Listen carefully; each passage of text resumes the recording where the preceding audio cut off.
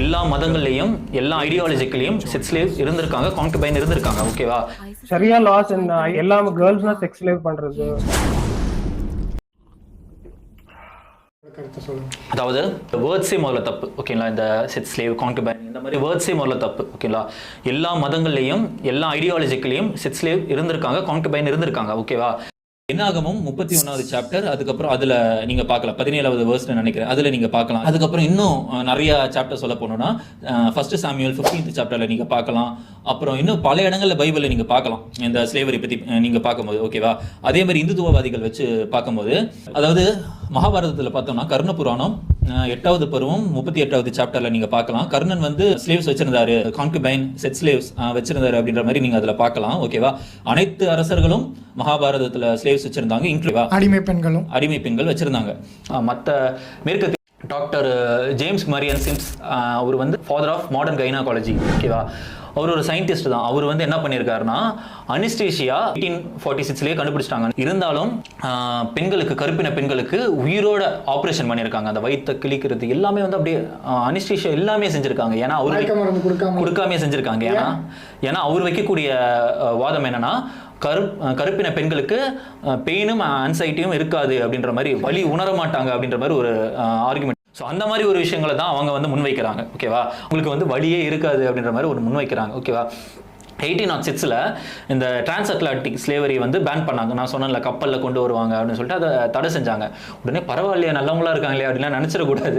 அவனுங்க தடை செஞ்சதுக்கு காரணம் அமெரிக்காவில் இருக்கக்கூடிய அடிமைகளுடைய டிமாண்ட்ஸை அதிகமாக்கணும். ஓகேவா? அடிமைகள் வந்துகிட்டே இருந்தால் வேலை அப்படியே இருக்கும்ல. ஸோ கொண்டு வரக்கூடாது அப்படின்ட்டு அடிமைகளோட வேலை அதிகமாகும்ல, அதுக்காக தடை பண்ணுறாங்க. அதுக்கப்புறம் அவங்க என்ன முறை கொண்டு வராங்கன்னா ஸ்லேவ்ஸ் ஃபார்மிங் கொண்டு வராங்க. இப்போ எப்படி ஒரு ஜல்லிக்கட்டு கொண்டு வராங்க, காங்கேயம் கால இருக்கு, அந்த பிரீடு எல்லாருமே ஆசைப்படுவாங்கல்ல.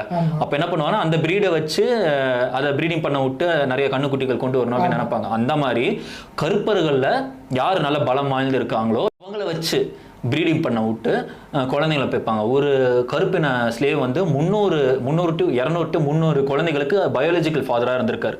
சரிங்களா? அவன் ப்ரீடிங் பண்ணக்கூடிய வந்து அவங்க அம்மாவாக இருக்கலாம், அவங்களுடைய சிஸ்டராக இருக்கலாம், அவங்களுடைய ஆண்ட்டாக இருக்கலாம், எப்படி வேணா இருக்கலாம். ஓகேவா?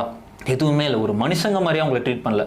அவங்கள வந்து ஒரு மிருகங்க மாதிரி இப்படி ப்ரீடிங் பண்ணி, அதுவும் ஃபாதர் ப்ளஸ் அமெரிக்காவுடைய, அவங்கள வந்து ஒரு மிருகங்க மாதிரி இப்படி ப்ரீடிங் பண்ணி அது மூலமாக இது சம்பாதிக்கலாம் அப்படின்ற மாதிரி தான் அவங்க பார்த்தாங்க. தாமஸ் ஜெஃபர்சன் அமெரிக்காவுடைய ஃபவுண்டிங் ஃபாதர் ப்ளஸ் அமெரிக்காவுடைய ஒன் ஆஃப் த ஒரு பிரசிடென்ட் அவர். ஓகேவா? அவர் என்ன சொல்லியிருக்காருன்னா எந்த ஒரு அடிமை, கடுமையாக உழைக்கக்கூடிய ஆண் அடிமையை விட 2 வருஷத்துக்கு ஒரு தடவை குழந்தை பிக்கக்கூடிய ஒரு பெண் அடிமை சிறந்தவங்க, அவங்க ரொம்ப ப்ராஃபிட்டபிள் அப்படின்ற மாதிரி சொல்கிறாங்க. சரிங்களா? ஒரு கால்நடை மாதிரி தான் பார்த்துருக்காங்க. அடிமை குழந்தைங்க இருக்காங்களா, அவங்கள வச்சு முதலை வேட்டையாடுவாங்க வெள்ளைக்காரங்க. முதலைகளுக்கு வந்து அந்த குழந்தைங்களை பொறி மாதிரி வச்சு அது வெளியே வரும்ல, அப்போ முதலைகளை வேட்டையாடுற மாதிரி. அப்போ வந்து முதலைகளோட தோலை வந்து ரொம்ப டிமாண்டாக இருந்துச்சு. ஷூஸ் பண்ணுவாங்க, பெல்ட் தைப்பாங்க, அந்த மாதிரியான விஷயங்கள் இருந்துச்சு. ஓகேவா?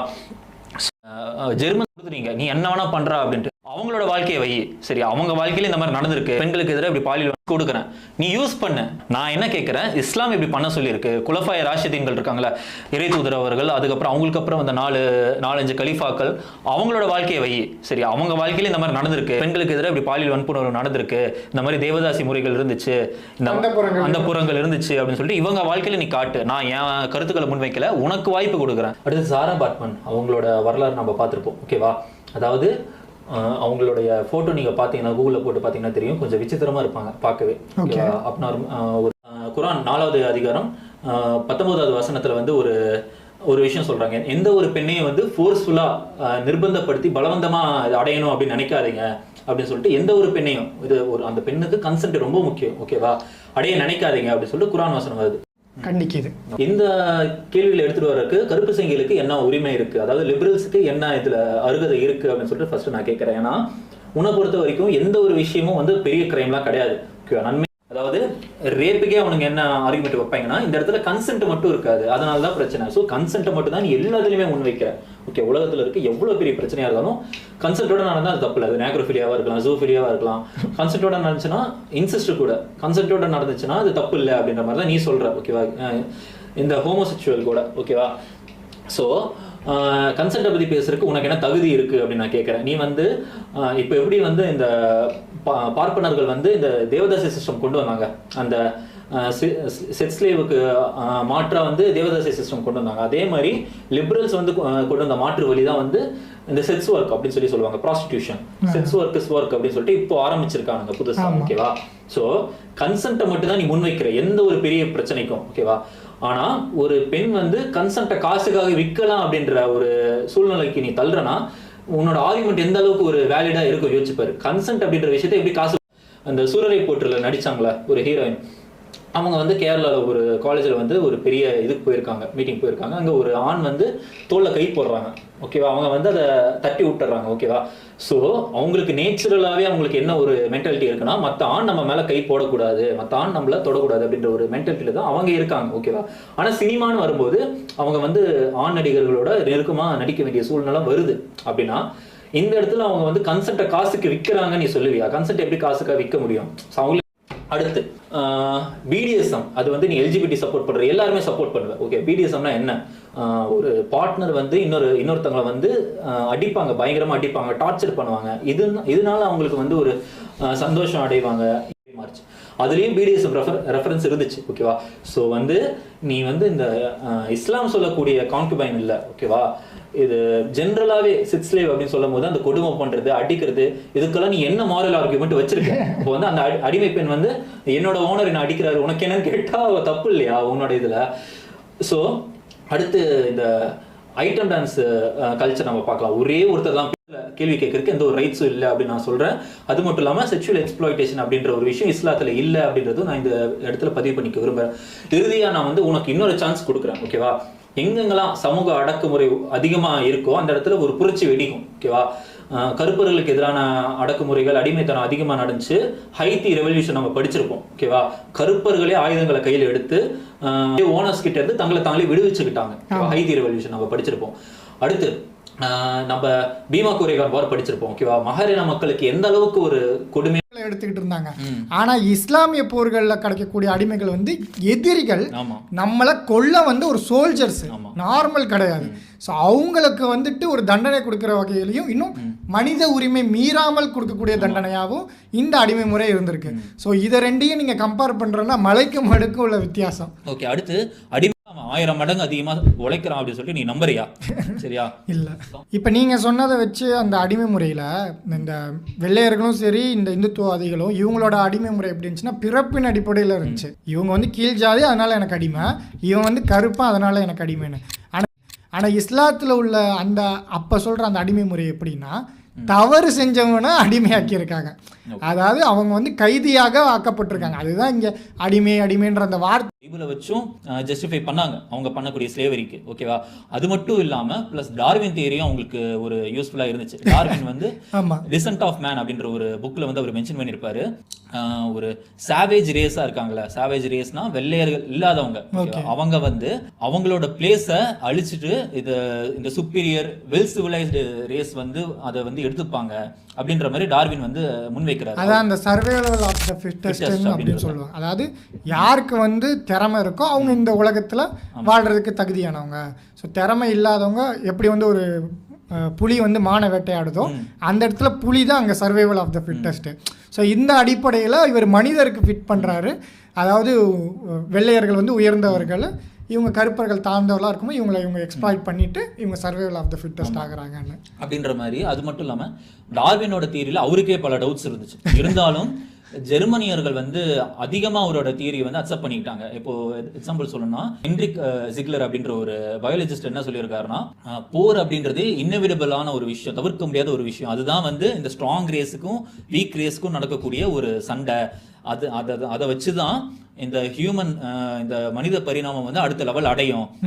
அவங்க வந்து வீக்கா இருக்கவங்க, இந்த ஒண்ணுமே இல்லாம இந்த இன்ஃபீரியரா இருக்கவங்க, இந்த லெஸ் இன்டெலெக்சுவலா இருக்கவங்க,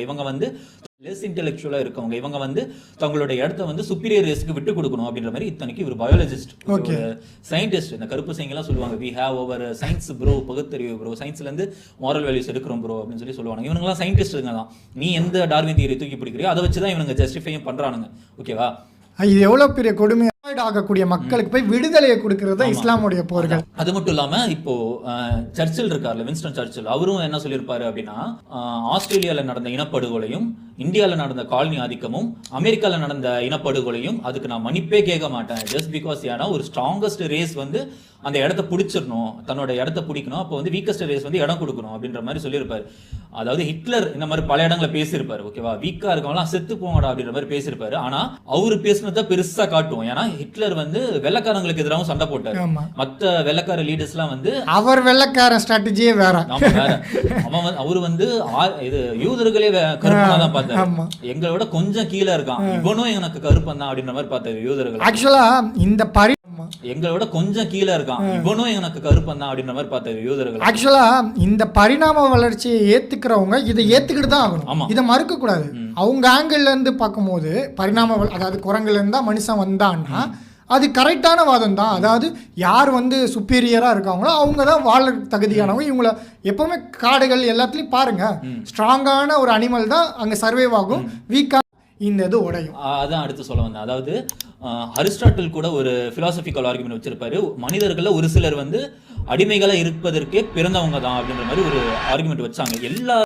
எல்லாருமே ஒரு பிலாசபிக்கல் ஆர்குமெண்ட் வச்சிருந்தாங்க. அதனால தான் கார்ல் மார்க்ஸ் என்ன பண்ணாருன்னா தனக்கு தானே ஒரு பிலாசபிக்கல் ஆர்குமெண்ட் கிரியேட் பண்ணிக்கிட்டாரு. அதுக்கு பேர் டயலெக்டிக்கல் மெட்டீரியலிசம் அப்படின்னு சொல்லுவாங்க. ஓகேவா, ஹெகலின் பிலாசபில இருந்து மருவி வந்திருக்கும். அதே மாதிரி இஸ்லாம் ஒரு தனித்துவமான ஒரு பிலாசபியை வச்சுது. அதுதான் எந்த ஒரு அரபியும் எந்த ஒரு அரபி அல்லாதவருக்கும் ஏற்றவரோ தாழ்ந்தவரோ கிடையாது, எந்த ஒரு கருப்பரும் எந்த ஒரு வெள்ளையர் கிட்டையும் ஏற்றவரோ தாழ்ந்தவரோ கிடையாது அப்படின்னு சொல்லிட்டு இந்த பிலாசபிக்கல் ஆர்குமெண்ட்ல இது அத்தனையுமே உடஞ்சு போகுது. இல்ல 1400 வருஷத்துக்கு முன்னாடியே ரியல் செஞ்சு காமிச்சிட்டோம். ஓகேவா, பிலால் கையால தான் அவரோட மாஸ்டர் வந்து போர்ல கொல்லப்படுவார், போர்ல கொல்லப்படுறாரு இருக்கு அப்படின்னு சொல்லி ஒரு குற்றச்சாட்டு முன்வைக்கிறாங்க. அப்ப அடிமைத்தனம் ஒளிஞ்சிருச்சு அப்படின்னு அவங்க சொன்னாங்கன்னா அவங்க தான் சொல்றாங்க அது உண்மை இல்ல. ஒளிஞ்சிருச்சு அப்படின்னா அதுக்கு மாற்ற ஏதாவது அவங்க கொண்டு வரணும்ல. இப்ப சமூகத்துடைய படிநிலைகள் நம்ம பாக்குறோம். வந்து அடிமைத்தனத்துக்கு இருப்பாரு, அவரு கீழே நிலப்பிரபுக்கள் இருப்பாங்க, மதகுருக்கள் இருப்பாங்க. இவங்கெல்லாம் வந்து இவங்களுக்கு வந்து மன்னர் வந்து பெரிய அளவுல நிலங்களை பிரிச்சு கொடுத்துருவாங்க. இது ராப்பகலா, அதாவது மன்னர் இருப்பாரு, அவரு கீழே நிலப்பிரபுக்கள் இருப்பாங்க, மதகுருக்கள் இருப்பாங்க. இவங்கெல்லாம் வந்து இவங்களுக்கு வந்து மன்னர் வந்து பெரிய அளவுல நிலங்களை பிரிச்சு கொடுத்துருவாங்க. சரி, இந்த நிலங்களை வச்சு மக்களை வேலை வாங்கி இது ராப்பகலா புழிஞ்சு எடுத்து அதுல வர காசு அப்படியே மொத்தமா லம்பா அடிச்சுட்டு கொஞ்சம் அதுல இருந்து வரக்கூடிய பணத்தை வந்து வரியா கொடுப்பாங்க மன்னருக்கு. லாஸ்ட் வீடியோல கூட நீங்க பேசியிருப்பீங்க பத்தி. இது இஸ்லாமிக் ஃபியூடலிசம்க்கு அடுத்து வந்ததான் முதலாளித்துவம். ஓகேவா, அது என்னன்னா எல்லாருமே இன்வெஸ்ட் பண்ணலாம், எல்லாருமே பணக்காரங்களா ஆகலாம் அப்படின்னு சொல்லிட்டு அவங்க வைக்கக்கூடிய ஒரு விஷயம். அது கேட்கும்போது நல்லதா இருக்கும், ஆனா நடைமுறையில அது ஒத்து வராது. ஏன்னா இஸ்லாம் வந்து அதை எதிர்த்து தான் பேசியிருக்கு. சரிங்களா, செல்வந்தர்கள் கிட்ட மட்டுமே செல்வம் சுத்தி தெரியக்கூடாது அப்படின்னு சொல்லிட்டு இஸ்லாம் சொல்லுது. ஆனா இப்போ எந்த அளவுக்கு இருக்கு ஒரு எக்கனாமிக் இன்இக்வாலிட்டி, எந்த அளவுக்கு இருக்கு? அதாவது ஃபியூடலிசம்க்கு எதிராகவும் இஸ்லாம் வந்து நின்றுருக்கு, ஃபியூடலிசம்க்கு எதிராகவும் இஸ்லாம் வந்து நின்றுருக்கு, நிலப்பிரபுத்துவத்துக்கு எதிராக. ஆனா பெரியார் ஆதரவா நின்றுருக்காரு. ஓகேவா, அப்படியா, பெரியார் ஆதரவா நின்றுருக்காரு. அதாவது 1960களில் அண்ணாவோட ஆட்சியில் இருக்கும்போது நல்லா நோட் பண்ணிக்கோங்க, பெரியார் உயிரோட இருக்காரு. அந்த டைம்ல கீழவெண்மணி பகுதியில மக்கள் என்ன பண்றாங்கன்னா படிநெல் அதிகமா வாங்குறாங்க. அதாவது அந்த காலங்களில் வந்து சம்பளம் கிடையாது, இதுதான் ஃபியூடலிசம்லயே இருந்துச்சு. நில, அதாவது அந்த காலங்களில் வந்து சம்பளம் கிடையாது, மக்களுக்கு படிநெல் தான் தருவாங்க. ஓகேவா, அதை நான் இப்போ அடிமைகளுக்கு வாங்கி போடணும் அப்படிலாம் எதுவுமே பணம் வந்துகிட்ட காந்தி கூட இந்த ஜமீன்தார்கள் கிட்ட ரொம்ப ஹார்ஷா நடந்துகிட்டாரு. ஓகேவா, காந்தியவே கோவப்படுத்திருக்காங்கன்னா இப்போ வரலாறுல எவ்வளவு ஆட்டம் போட்டிருப்பானுங்க நீங்க பாக்கணும். ஓகேவா, இவனுங்க ஒழுங்கா இருந்திருந்தா மாவோயிஸ்டுகள் இல்ல, நக்சலைட்டுகள் இல்ல, வந்து ஒருத்தரோட நிலத்தை அநியாயமாக அபகரிக்கிறாரோ அவருடைய கழுத்துல நாளை மறுமையில 7 உலகங்கள் தொங்க விடப்படும் அப்படின்னு சொல்லிட்டு ஒரு ஹதீஸே இருக்கு. அந்த அளவுக்கு வந்து நிலப்பிரபுத்துவத்துக்கு வந்து இஸ்லாமும் எதிராக தான் நின்றுருக்காங்க. மாப்பிள முஸ்லீம்கள் போராட்டம் எதனால நடந்துச்சு? மாப்பிள முஸ்லீம்கள் எதை முன் வச்சாங்க? நிலம் அல்லாஹ் கொடுக்கறது, அதை உரிமை கொண்டாடுறதுக்கு உனக்கு என்னடா ரைட்ஸ் இருக்கு அப்படின்னு தான் கேட்கறாங்க. அந்த அளவுக்கு மக்கள் எக்ஸ்ப்ளாய்ட் பண்றாங்க அப்படின்னு சொல்லிட்டு நான் சொன்னேன். ஓகேவா, இதே தான் குரான்ல அவர்களுடைய பாதிரியார்களும் மதகுருமார்களும் உங்களுடைய மக்களோட காசை அநியாயமா அவங்க கொள்ளையடிக்கிறாங்க. மேலும் இந்த நிலப்பிரபுத்துவம் வந்து இஸ்லாத்துக்கு எதிரான ஒரு விஷயம் தான். ஓகே, குரானும் இருக்கு, ஹதீஸும் இருக்கு. அது மட்டும் இல்லாமல் இப்போ இந்த கீழவெண்மணி விஷயத்துக்கு வரும். படிநெல் கேட்குறாங்க அந்த மக்கள். ஓகேவா, நீ கொடுக்குறது பத்த மாட்டேங்குதுடா, ஒரு 2 படிநெல் இல்லைன்னா ஒரு படிநெல் எக்ஸ்ட்ராவாக குடுறா அப்படின்னு சொல்லி கேட்குறாங்க. அதுக்கு வந்து அந்த கேட்டதுக்கு அந்த கோபாலகிருஷ்ண நாயுடு அப்படின்ற ஒரு பண்ணையார் என்ன பண்ணுறான், இவ்வளோ நாள் கை கட்டி நின்னவனுங்களுக்கு இப்போ கை நீட்டி கேள்வி கேட்குறாங்களா அப்படின்னு சொல்லிட்டு 44 பேர் குடிசையில் போட்டு எரிச்சிருக்கான். சரிங்களா, அசுரனில் ஒரு சீன் வரும், ஒரு ஓகேவா. பெரியார் என்ன அந்த இடத்துல பேசினாரு அப்படின்னா, கம்யூனிஸ்டுகளோட தப்பு தான், கம்யூனிஸ்டுகள் வந்து மக்கள் சம்பாதிக்கிறது எப்படி செலவு பண்ணணும், நீங்கள் கிளாஸ் எடுக்காதீங்க அப்படின்ற மாதிரி கம்யூனிஸ்டுகள் மேலே இந்த இதை பழி போட்டிருப்பாரு. அதாவது ஜாதி ஸ்லேவரி எப்படின்னா, சூரா அல் பக்ரா 177வது வசனம்னு நினைக்கிறேன், அதில் நீங்கள் பார்க்கணும் எப்படின்னா, நன்மை